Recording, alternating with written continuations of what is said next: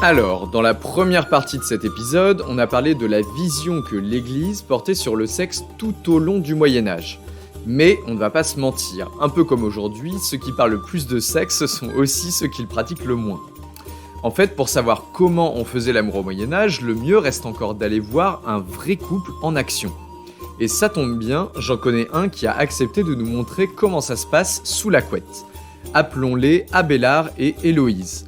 Toute ressemblance avec un couple célèbre du Moyen-Âge parisien serait bien entendu fortuite. Abélard est un riche marchand de draps à Paris en cette fin de XVe siècle, ce qui permet au couple d'avoir une belle maison dans le quartier des Halles. Ultime luxe pour l'époque, leurs 3 enfants dorment dans des chambres séparées et la porte de leur chambre conjugale est dotée d'une serrure, ce qui leur permet de disposer d'une véritable intimité. La nuit est tombée sur la ville. Nos 2 époux viennent de profiter de la tranquillité de cette belle soirée d'avril pour faire l'amour dans leur doux lit de plumes. Mais tout ne s'est pas passé comme prévu. Oh, ça va, c'est pas ma faute. Tu sais bien, on n'avait pas pu faire l'amour depuis 40 jours depuis le carême, j'en pouvais plus, moi. Et puis bon, c'est pas si grave non plus, non ? Ah mais si, c'est grave justement. Tiens, attends, j'ai lu ça quelque part. Ah oui, c'était dans le miroir du foutre, tu sais le manuel catalan que tu m'as offert. Eh bien regarde, c'est marqué « Lorsque l'homme jouit tôt et que la femme tarde, elle est très lésée ». C'est pourquoi, lorsque l'homme commence à faire l'amour, il doit se distraire avec autre chose et ne doit penser ni à ce qu'il fait, ni au plaisir qu'il ressent afin de ne pas jouir avant la femme. Tu vois ? Ah, je savais bien que j'aurais pas dû t'acheter ce bouquin. Et puis bon, c'est pas Galien qui disait que la femme c'est un peu comme du bois humide, tu vois, elle met longtemps à s'allumer mais après elle brûle trop longtemps. Qui ça ? Mais si, Galien, tu sais, le médecin romain qui a écrit sur le plaisir sexuel. Ouais. Tu t'y connais bien en théorie, mais un peu moins en pratique, mon cher. Mais si, regarde, je l'ai lu l'autre jour, c'était dans le Canon d'Avicenne, je crois bien.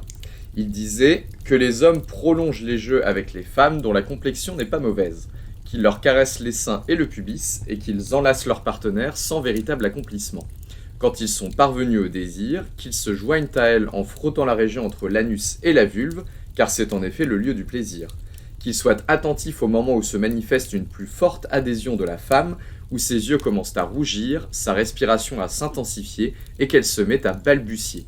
Et d'ailleurs, c'est exactement ce que j'ai fait, et ça t'a quand même bien plu, on dirait, non ? Oh, mais arrête avec tes bouquins, Abélard, ça suffit. Tu sais, le plaisir, c'est quelque chose qui s'apprend, mais pas dans les pages poussiéreuses d'un livre écrit par un médecin arabe il y a 3 siècles, parce que sinon, je peux aussi te sortir le passage où il explique qu'il n'y a rien de honteux à vouloir agrandir le pénis de l'homme. Mais qu'est-ce que ça veut dire, ça ? Enfin, genre mon épée est pas assez longue pour toi, ou... Mais non, chérie. C'est pas ça le plus important, voyons. Regarde par exemple là. Tu vois le petit bouton au-dessus de mon entrée ? Eh ben, tu ferais bien de t'y intéresser un peu plus. Mais comment tu sais ça, toi ? Enfin, j'en ai jamais entendu parler, moi, hein, et aucun de mes amis non plus, je crois bien. Bah, on en parle avec mes amis, et puis enfin, tu sais, ça m'arrive de me masturber de temps en temps. Quoi ? Tiens, toi qui ne jures que par les bouquins, tu vas adorer. C'est dans Des Animalibouches, je crois, d'Albert Legrand. Pas mal, non ? Et là, ici d'ailleurs, regarde, il écrit « Si certaines jeunes filles ne sont pas pourvues d'un homme, elles imaginent l'acte sexuel et le pénis viril et en arrivent à se frotter avec les doigts ou d'autres instruments jusqu'à ce que, les canaux étant relâchés par l'échauffement, l'humeur spermatique sorte ainsi que la chaleur. De cette façon, elles tempèrent leur partie génitale et deviennent plus chastes. Qu'est-ce que tu dis de ça ? Mais t'es sûr que c'est bien légitime de faire ça ? Parce que je crois bien que le confesseur m'a dit une fois que faire l'amour tout seul, c'était interdit. Il m'a même dit « As-tu forniqué seul avec toi-même, comme certains ont l'habitude de faire, en prenant dans ta main ton membre viril, et tirant ton prépuce et remant ta propre main, de sorte que par ce plaisir tu as projeté ta semence. Si oui, tu feras 10 jours de pénitence au pain et à l'eau. » Ouais, ton confesseur n'est pas très original, Abélard, c'est super vieux ça. C'était Burchard de Worms, il y a 3 siècles. Maintenant, on sait bien que le plaisir est essentiel pour concevoir des enfants, pour l'homme comme pour la femme. Oui, mais justement, c'est un peu ça qui me gêne, tu vois. Comment ça ? Tu sais, on a déjà 3 enfants, et si on veut qu'ils puissent hériter chacun une bonne part, il faut pas qu'on en fasse trop non plus, tu vois, Attends, Qu'est-ce qui vient de se passer là? On parlait de sexe et de plaisir, tranquille, et là tu me parles d'héritage. Je sais, mais enfin, tu sais, il faut que je me retire juste avant de jouir, j'arrive pas à me concentrer, moi. J'y pense tout le temps quand on fait l'amour, à sortir pile au bon moment pour éviter qu'on ait un quatrième enfant. Oh mais il faut pas t'en faire pour ça, on peut trouver d'autres solutions si ça te soucie. Ah bon? On peut faire autrement? Mais oui, nous les femmes on se transmet de petites recettes, tu vois. Bon, par contre, tu n'en parles pas à ton confesseur, d'accord? Il est sympa ton père Blaise, mais il est un peu trop à cheval sur ses principes des fois. Bien sûr, ma chérie, je garde ça pour moi. Alors vas-y, comment on peut faire? Eh bien, mon amie Béatrice m'a parlé d'une espèce d'herbe qu'on met dans un petit sac autour du cou. Mais je crois que ça ne marche pas vraiment. Par contre, Guenièvre utilise l'huile de cèdre. Elle en met dans son entrée et sur la verge de son mari. Et ça marche bien. Ils n'ont pas eu d'enfant depuis 2 ans. Quoi, de l'huile de cèdre? Mais on en a au moins pour 1 livre la bouteille, t'imagines? Puis bon, à force d'acheter de l'huile de cèdre toutes les semaines à Bertrand l'apothicaire, il va quand même finir par se douter de quelque chose, non? Comment ça toutes les semaines? Tu rêves, Abella? Le devoir conjugal, c'est une fois tous les mois. Hein. Une fois tous les mois, mais c'est pas comme ça que je vais pouvoir m'améliorer. Enfin bon, ok, ça me va, on peut tester l'huile de cèdre, on verra bien ce que ça donne. Bon, sinon, il y a d'autres moyens aussi. Apparemment, si j'éternue très fort après ton éjaculation, ça empêche la conception. Mais bon, je suis pas totalement convaincue. Non, ça me semble pas très solide non plus comme pratique. Par contre, on peut peut-être tester d'autres positions, non? Je crois avoir lu quelque part que certaines favorisent la conception, donc ça veut dire que logiquement, il y en a d'autres qui empêchent d'avoir des enfants, non? Ah oui, ça me dit quelque chose. C'est pas dans le Trattato Ginecologico Pediatrico de Michel Savonarole? Tiens, tu peux l'attraper, il est sur l'étagère. Oui, je l'ai. C'est dans le chapitre sur la conception, je crois. Il dit que l'homme se tienne au-dessus de la femme et non l'inverse pour éviter que la semence féminine ne tombe dans le pénis et qu'une fatigue ne survienne. La position debout affaiblit beaucoup, c'est pourquoi elle est condamnée. Du coup, c'est facile, non? Il suffit qu'on fasse l'amour debout ou toi au-dessus de moi, et puis c'est bon, non? Oui, il y en a plein d'autres dans le miroir du foutre. En plus, le manuel dit bien qu'elles sont mauvaises pour la conception. Ah, j'ai changé d'avis, en fait, c'était une très bonne idée de te l'acheter finalement, ce bouquin. Allez, on pourra essayer tout ça la prochaine fois. Demain c'est dimanche et mes menstrues arrivent mardi. On a intérêt à être en forme lundi soir. Oh non, j'ai la réunion de la guilde lundi soir, ça va encore durer toute la soirée. Je sais pas, on peut se retrouver aux études le midi par exemple, non? On se prend une chambre après le bain, comme ça on sera tranquille. Très bien, on peut faire ça comme ça. Faites beaux rêves, Abella. Toi aussi, Héloïse, dors bien. Tu peux éteindre la bougie juste? Bah, elle est de ton côté du lit, tu abuses. C'est toujours moi qui l'éteins en plus. D'accord, ok, c'est bon, allez, à demain.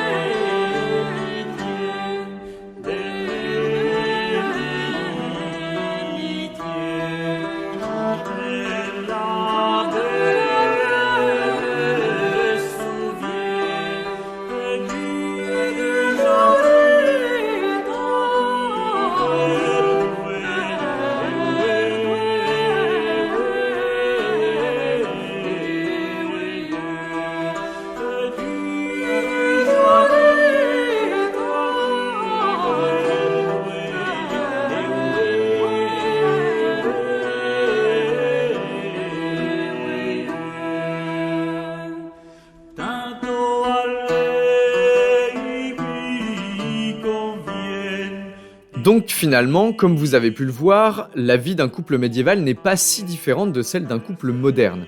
Les questions sur le plaisir, la conception et la contraception sont très importantes au Moyen-Âge, avec un grand nombre de manuels et de livres religieux, médicaux ou profanes, qui les abordent pour apporter des réponses intellectuelles ou pratiques.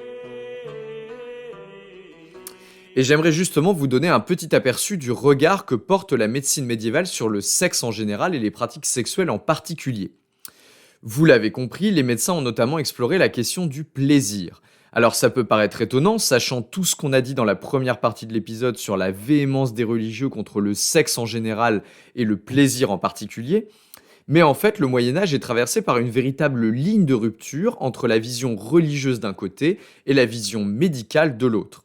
Les médecins médiévaux sont en fait largement les continuateurs de leurs illustres prédécesseurs antiques, grecs et romains notamment. Ils s'inscrivent donc dans la poursuite d'un héritage pré-chrétien, donc avant les pères de l'Église. Et alors, qu'est-ce que tous ces médecins pensent du plaisir ? Sur ce point, on voit une vraie révolution à partir du XIe siècle, pour la même raison qui a poussé Thomas d'Aquin à réfléchir lui aussi au plaisir, et c'est la traduction des ouvrages antiques. Grâce aux zones d'échange entre l'Occident chrétien et le Maghreb musulman, les ouvrages grecs, romains et arabes viennent irriguer la pensée médicale européenne. C'est par exemple l'école médicale de Salerne qui est très influente dans le sud de l'Italie entre le 9e et le 12e siècle, avec des médecins qui travaillent en se livrant à des dissections et en étudiant les ouvrages de Galien et d'Avicenne pour améliorer leurs connaissances. Et justement, Galien, mais surtout Avicenne, ont une vision très claire sur le plaisir. Selon eux, il est absolument nécessaire à la conception. Avicenne en particulier, qui est un médecin perse du Xe siècle dont on a déjà parlé si vous vous souvenez bien dans l'épisode sur la peste noire, a créé une théorie du sperme féminin qui serait libéré par l'orgasme et qui serait aussi important que le sperme masculin pour la conception.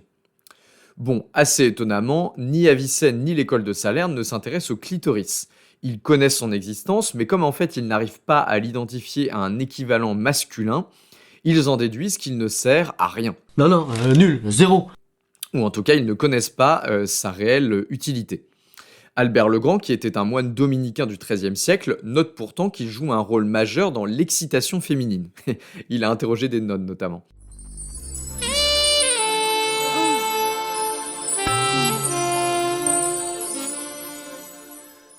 Mais bref, en fait, ce qu'il faut retenir, c'est qu'il va falloir attendre un petit peu encore, au moins jusqu'à Gabriel Fallope au début du XVIe siècle, pour que le clitoris soit identifié comme tel. En fait, le mystère de la conception passionne les médecins, qui cherchent à comprendre comment les conditions dans lesquelles les amants s'unissent contribuent à faire naître un enfant. Pour cela, ils se fondent sur les observations réalisées par l'école de Salerne en disséquant des truies au XIe siècle, puis les dissections de cadavres humains à la faculté de médecine de Bologne au XIIIe siècle. Hildegarde de Bingen, qui est une moniale bénédictine qui a vécu dans l'ouest de l'Allemagne au XIIe siècle, écrit par exemple dans son manuel de médecine Causae et Curae que le sexe et le caractère de l'enfant dépendent des conditions de conception.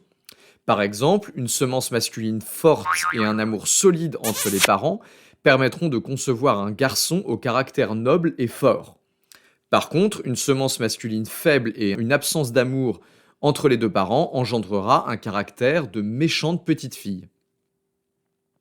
Si les médecins s'intéressent beaucoup à la conception, ils s'intéressent beaucoup moins à l'homosexualité. On en trouve toutefois des mentions. Jacques d'Espard, par exemple, qui était un médecin français du début du XVe siècle, conseille ainsi de fouetter et d'affamer les homosexuels pour leur faire passer l'envie d'amour entre hommes.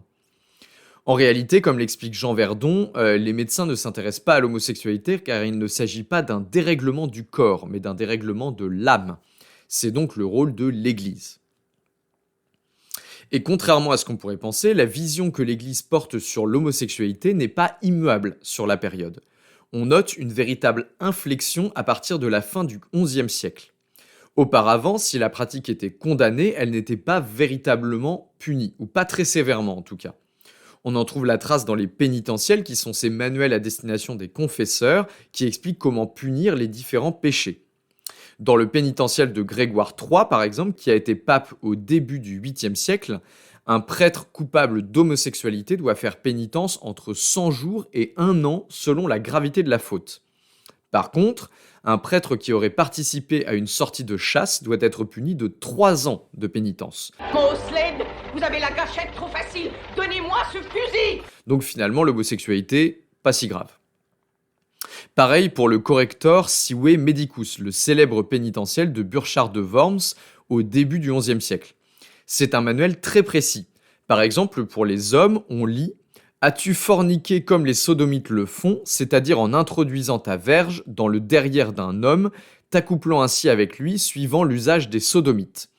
Si tu as une femme et que tu as fait cela 1 ou 2 fois, tu devras faire pénitence 10 ans au jour établi, l'une d'elles au pain et à l'eau.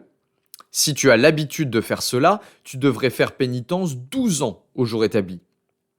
Par contre, s'il n'y a pas eu de pénétration, mais que le pénitent fait des va-et-vient avec son pénis entre les cuisses d'un autre homme, là, la pénitence tombe à 40 jours. » J'avais l'impression de dire J'ai perdu ma bite. et qu'on me répondait. Pas grave. Alors, pour les femmes, c'est un peu moins grave. Je vous lis. As-tu fait ce que certaines femmes ont l'habitude de faire? Tu as un objet ou un instrument en forme de membre viril, de la taille que tu voulais. Tu l'as lié avec une ceinture à la place de ton sexe ou celui d'une autre. Et tu as forniqué avec d'autres femmes ou les autres avec toi, avec cet instrument ou un semblable. Si oui, tu feras pénitence 5 ans au jour établi. Et si les femmes n'ont fait que frotter entre elles leurs parties génitales, dans ce cas, c'est seulement 3 fois 40 jours de pénitence, donc plutôt tranquille. Par contre, si elles ont fait l'amour avec une bête de trait, par exemple avec un cheval, alors là, dans ce cas, on passe à 7 ans de pénitence parce que c'est quand même super grave. Donc jusqu'ici, rien de très original finalement. L'Église ferme les yeux sur l'homosexualité en son sein et tout va bien pour tout le monde. Les choses vont toutefois commencer à changer progressivement à mesure que l'Église se réorganise et que le mariage devient un véritable sacrement. C'est notamment la fameuse réforme grégorienne, qui renforce au cours du XIe siècle la différence entre les clercs d'une part et les laïcs d'autre part, et qui impose notamment le célibat des prêtres. Donc plus question de s'amuser dans la sacristie avec le voisin ou avec une de ses ouailles, maintenant les prêtres doivent donner l'exemple. Pour les laïcs également, d'ailleurs, l'homosexualité devient un véritable crime.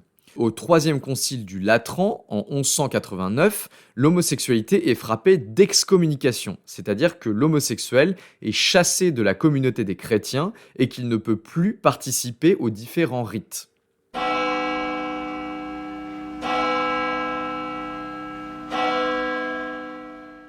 La vision de l'Église est désormais claire. Il y a d'un côté l'Église elle-même, peuplée de célibataires sans aucune pratique sexuelle, et de l'autre côté, la société constituée uniquement de gens mariés.